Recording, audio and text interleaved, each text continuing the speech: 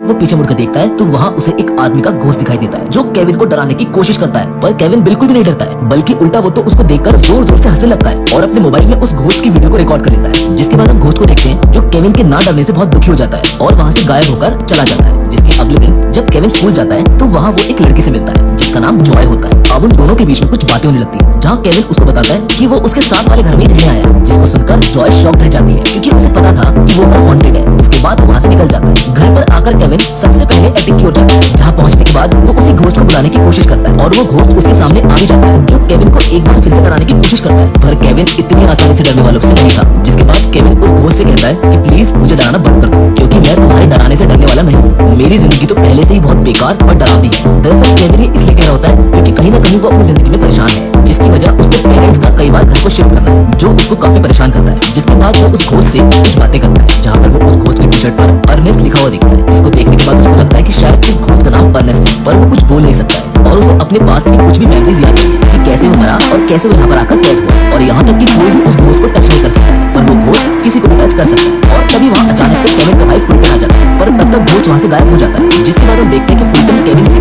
उसका मोबाइल लेने की कोशिश करता है, पर अर्नेस्ट सीक्रेटली केविन की मदद करता है और फुलटन को अपने पावर से उठाकर फेंक देता है, जिसको देखकर केविन हंसने लगता है। जिसके बाद फिर रात को फुलटन केविन से उसका मोबाइल लेकर घोस्ट की वो वाली वीडियो को देख लेता है जिसे केविन ने रिकॉर्ड किया था, और वो इस वीडियो को अपने डैड फ्रैंक को भी दिखा देता है, जिस वीडियो को उसके डैड यूट्यूब पर अपलोड करने के लिए बोलते हैं और उन दोनों से मना कर देते हैं कि तुम्हारी मॉम को नहीं पता चलना चाहिए कि इस घर में घोस्ट है, क्योंकि अगर तुम्हारी मॉम को पता चला तो हमें इस घर से जाना होगा। जिसके बाद फ्रैंक उस वीडियो को यूट्यूब पर अपलोड कर देता है, जहाँ देखते ही देखते वो वीडियो वायरल हो जाती है। उस पर ढेर सारे व्यूज आते हैं और उन्हीं ढेर सारे व्यूज में से एक व्यू डॉक्टर लेस्ली का भी होता है जो एक पैरानॉर्मल इन्वेस्टिगेटर है और बाकी के लोगों की तरह उसको भी वो वीडियो फेक लगता है। जिसके बाद फ्रैंक सोचता है कि शायद अब हमें उन सभी लोगों को यकीन दिलाना होगा कि वो वीडियो फेक नहीं है, जिसके लिए फ्रैंक उसी एटिक में जाता है एक और वीडियो बनाने के लिए, जहाँ उसके साथ फुलटन और केविन भी होते हैं। लेकिन उनके काफी बुलाने पर भी वो घोस्ट वहाँ पर नहीं आता, पर केविन जब गिटार बजाकर उसे बुलाने की कोशिश करता है तो वो वहाँ उनके सामने आ जाता है, जिसको फ्रैंक अपने मोबाइल में रिकॉर्ड कर लेता है। पर तभी केविन और फुलटन की मॉम वहाँ पर आ जाती है जो उस वीडियो के बारे में जान चुकी थी, इसलिए वो उन सबको बहुत गुस्सा करती है। लेकिन जैसे ही वो पीछे मुड़कर देखती है तो वो बहुत ज्यादा डर जाती है क्योंकि वहाँ पर अर्नेस्ट था, जिसको देखकर वो बहुत तेज चिल्लाती है और उसको चिल्लाते देख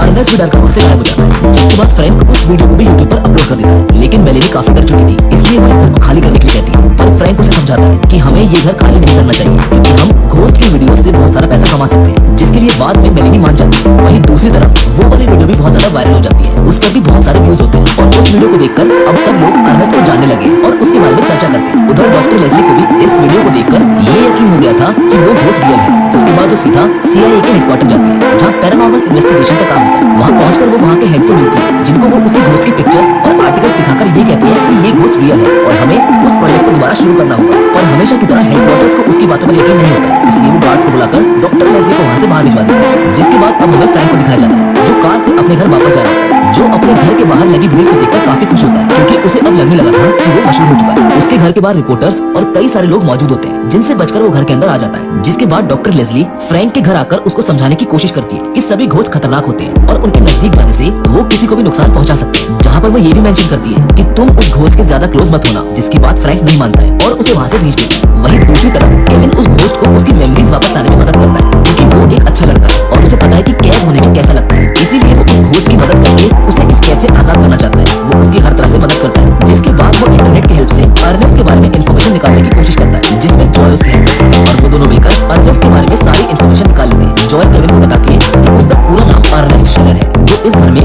5 अप्रैल 1965 से लेकर 17 अप्रैल 1972 तक रहता था। लेकिन उन दोनों को अर्नेस्ट का डेथ सर्टिफिकेट नहीं मिलता है। जिसके बाद हमें घर का सीन दिखाया जाता है, जहाँ फ्रैंक ने एक फेमस यूट्यूबर और रिपोर्टर जूडी को बुलाया होता है ताकि वो फ्रैंक का अर्नेस्ट के साथ एक इंटरव्यू ले सके, जिससे वो और भी ज्यादा फेमस हो जाएगा। ये सब केविन को भी पता चल जाता है, लेकिन केविन के लिए बिल्कुल भी ठीक नहीं लगता है और वो अर्नेस्ट के साथ मिलकर एक प्लान बनाता है। जिसके बाद फ्रैंक का इंटरव्यू स्टार्ट हो जाता है, जहाँ वो अर्नेस्ट को बुलाने की बहुत कोशिश करता है पर वो नहीं आता है, जिससे सबको लगता है कि शायद जो उन्होंने यूट्यूब पर देखा वो था फेक था। पर तभी अचानक से वहाँ पर लाइट्स फ्लिकर होने लगती है और दीवार पर लगा सामान टूटने और गिरने लगता है और तभी अचानक से अर्नेस्ट वहाँ आकर सबको डरा देता है। वो जूडी के पास आकर अपनी टंग से एक हाथ की शेप बनाकर उसका गला पकड़ लेता है, जो बहुत ज्यादा खतरनाक लगता है, जिससे वो इतना ज्यादा डर जाती है कि वो विंडो से जंप कर देती है। लेकिन केविन का भाई फुलटन बहुत चालाक होता है, जो अपने मोबाइल में इन सारी चीजों को रिकॉर्ड कर लेता है। वो फ्रैंक से बिना पूछे उस वीडियो को अपलोड कर देता है और वो वीडियो भी वायरल हो जाती है। जिसके बाद अब हमें अगले दिन का सीन दिखाया जाता है, जहाँ पर केविन स्कूल में जॉय से मिलता है, जहाँ वो उसे अर्नेस्ट का ID प्रूफ दिखाती है, जिसे देखकर केविन कंफ्यूज हो जाता है क्योंकि आईडी प्रूफ के हिसाब से तो अर्नेस्ट अभी भी जिंदा है। जिसके बाद जॉय केविन का कंफ्यूजन दूर करते हुए बोलती है कि उस घोस्ट का नाम अर्नेस्ट नहीं है, बल्कि उसने तो अर्नेस्ट नाम के आदमी की टी शर्ट पहन रखी है, और अगर हमें उस घोस्ट के बारे में पता लगाना है तो इस अर्नेस्ट नाम के आदमी को ढूंढना होगा जो आज भी जिंदा है और एक बार चलाता है। जिसके बाद अब हमें दोबारा से डॉक्टर लेस्ली को दिखाया जाता है जो CIA के हेड से बात कर रही होती है, जिन्हें अब यकीन हो चुका था कि वो घोस्ट रियल है। इसीलिए वो डॉक्टर लेस्ली को फ्रैंक के घर इन्वेस्टिगेशन करने के लिए भेजते हैं, जहाँ जाकर डॉक्टर लेस्ली उनको बताती है कि वो CIA के साथ काम क्या करती थी और वो एक पैरानॉर्मल इन्वेस्टिगेटर है, जिससे लोगों को विश्वास हो सके कि घोस्ट रियल में होते हैं, पर किसी वजह से उन्हें उस काम को बंद करना पड़ा। जिसके बाद डॉक्टर लेस्ली कहती है कि मैं तुम्हारी मदद कर सकती हूँ क्योंकि ये घोस्ट तुम्हारे लिए खतरनाक साबित हो सकता है, पर फ्रैंक उसकी बात नहीं मानता है और लेस्ली को वहाँ से जाने के लिए कहता है। जिसके बाद फिर हम केविन, जॉय और उस घोस्ट को एटिक में एक साथ बैठा हुआ देखते हैं, जहाँ केविन उसे कहता है कि हम तुम्हें इस कैद से मुक्त करना चाहते हैं और अगर तुम भी अपने बारे में जानना चाहते हो कि तुम कौन हो तो तुम्हें हमारे साथ इसका पता लगाने के लिए बाहर चलना होगा। जिसके बाद वो घोस्ट उनके साथ वहाँ से चला जाता है, पर घर से बाहर निकलते ही वहाँ मौजूद सभी लोग उनके पीछे पड़ जाते हैं, जिससे केविन, जॉय और उस घोस्ट को वहाँ से भागना पड़ता है। लेकिन वो तीनों उन सबसे पीछा छुड़ाकर उस बार में पहुंच जाते हैं जहाँ अर्नेस्ट नाम का आदमी काम करता था। वो तीनों वहाँ मौजूद बार की एक स्टाफ मेंबर को अर्नेस्ट का फोटो दिखाते हैं, जिससे वो उन्हें उसका रियल एड्रेस बता देती है और एड्रेस जानने के बाद वो तीनों वहाँ से निकल जाते हैं। जहाँ रास्ते में चलते वक्त उस घोस्ट को एक छोटी बच्ची दिखती है, जिसको देख वो वहीं पर शांत खड़ा हो जाता है और किसी को याद करके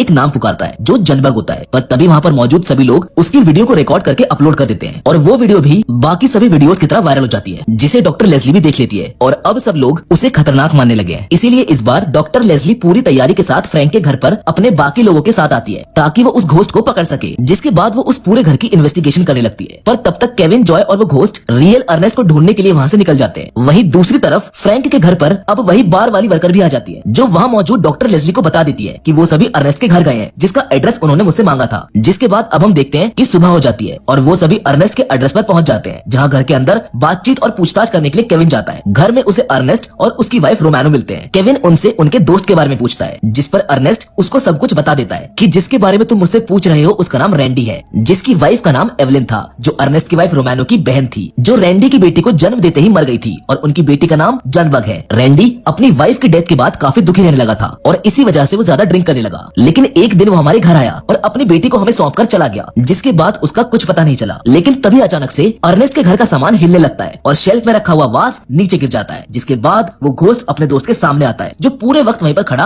अपनी स्टोरी सुन रहा था। पर तभी वहाँ पर अचानक से CIA हेडक्वार्टर्स के लोग आ जाते हैं, जो अपनी घोस्ट पकड़ने वाली गन से रैंडी को पकड़ लेते हैं। वो लोग केविन और जॉय को भी अपने साथ ले जाते हैं, पर वो उन दोनों को तो छोड़ देते हैं, लेकिन रैंडी को एक्सपेरिमेंटल लैब में डाल देते हैं, जहाँ CIA का हेड डॉक्टर लेस्ली को बोलता है कि अब हम इस घोस्ट पर एक्सपेरिमेंट्स करेंगे। पर डॉक्टर लेस्ली उनके इस फैसले से नाखुश थी, क्योंकि वो नहीं चाहती थी कि वो लोग इस घोस्ट को तकलीफ पहुंचाए। जिसके बाद केविन को अपने घर पर दिखाया जाता है, जो एटिक में होता है, और अब वो रैंडी को बहुत ज्यादा मिस कर रहा है, क्योंकि इतने वक्त साथ रहने की वजह से वो रैंडी से काफी इमोशनली कनेक्ट हो चुका है। जहाँ तभी केविन के डैड फ्रैंक केविन के पास आकर उससे माफी मांगते हैं, क्योंकि वो रैंडी के साथ गलत कर रहे थे और वो उसके जरिए पैसा कमाना चाहते थे, पर अब उन्हें अपनी गलती का एहसास हो चुका है। उधर दूसरी तरफ रैंडी को एक्सपेरिमेंटल लैब में दिखाया जाता है, जो वहाँ पर खड़े एक गार्ड के कपड़ों पर ठीक वैसा ही ईगल का बैच देखता है जैसा उसने अर्नेस्ट के घर में देखा था। और तभी रैंडी को अपने फ्लैशबैक की सभी मेमोरीज याद आने लगती है कि जब वो अपनी वाइफ की डेथ के बाद अपनी बेटी को अर्नेस्ट के घर लेकर गया था, तो अर्नेस्ट की वाइफ रोमानो उसे कहीं लेकर गई थी। रैंडी को ये सब देखकर थोड़ा अजीब लगता है, इसलिए वो उसे रोकने के लिए आगे बढ़ता है, लेकिन तभी पीछे से अर्नेस्ट रैंडी पर उसी ईगल वाले वास से हमला कर देता है, जिसकी वजह से वो बेहोश होकर वहीं पर गिर जाता है। जिसके बाद अर्नेस्ट और रोमानो मिलकर रैंडी को उसी घर के नीचे दफना देते हैं, जहाँ पर अब केविन और उसका परिवार रहता है। दरअसल अर्नेस्ट ने रैंडी के ऊपर इसलिए हमला किया था क्योंकि उन्हें कई वक्त से कोई बच्चा नहीं हुआ था और वो रैंडी की बेटी को हासिल करना चाहते थे, इसलिए उन्होंने रैंडी को मार दिया। अब इन सारी मेमोरीज के याद आने के बाद रैंडी को बहुत गुस्सा आता है, इसीलिए वो वहाँ पर मौजूद गार्ड्स को मारने लगता है। और तभी वहाँ पर डॉक्टर लेस्ली आ जाती है, जो रैंडी की वहाँ से भागने में मदद करती है। उधर केविन को भी अपने किचन से कुछ आवाजें आ रही होती है, और जब वो चेक करने के लिए किचन में जाता है तो वहाँ उसे अर्नेस्ट मिलता है, जो गन लेकर केविन को मारने के इरादे से ही वहाँ पर आया था। जिसके बाद वो केविन को बताने लगता है कि जब रैंडी की वाइफ को बेटी हुई तो मेरी वाइफ को उससे तकलीफ होने लगी, और उसकी डेथ के बाद रोमानो और मैंने प्लान बनाया कि हम रैंडी को भी खत्म कर देंगे, और हमने वैसा ही किया। पर तब तक वहाँ फ्रैंक और फुल्टन भी उनके पास आ जाते हैं, पर अर्नेस्ट केविन को गले से पकड़कर जकड़ लेता है और उनसे कहता है कि तुम्हें अब सच्चाई पता चल चुकी है, इसलिए तुम्हें भी मरना होगा। जिसके बाद वो हमला करके फ्रैंक को तो बेहोश कर देता है, लेकिन जैसे ही वो केविन को मारने के लिए आगे बढ़ता है, रैंडी उसे आकर रोक लेता है। वो अर्नेस्ट से अपनी अपनी मौत का बदला लेता है और उसे बहुत बुरी तरह मारता है, जिससे अर्नेस्ट घायल हो जाता है। लेकिन वो एक बार फिर से केविन को शूट करने की कोशिश करता है, पर इस बार फ्रैंक वहां आकर केविन को बचा लेता है और अर्नेस्ट को विंडो से नीचे फेंक देता है, जहां से गिरकर अर्नेस्ट की मौत हो जाती है। जिसके बाद अब हमें फिर से केविन को दिखाया जाता है, जो कि CIA के हेडक्वार्टर में है, जिससे वही हेड पूछताछ कर रहा है, जिस पर केविन उसे बताता है कि किस तरह अर्नेस्ट ने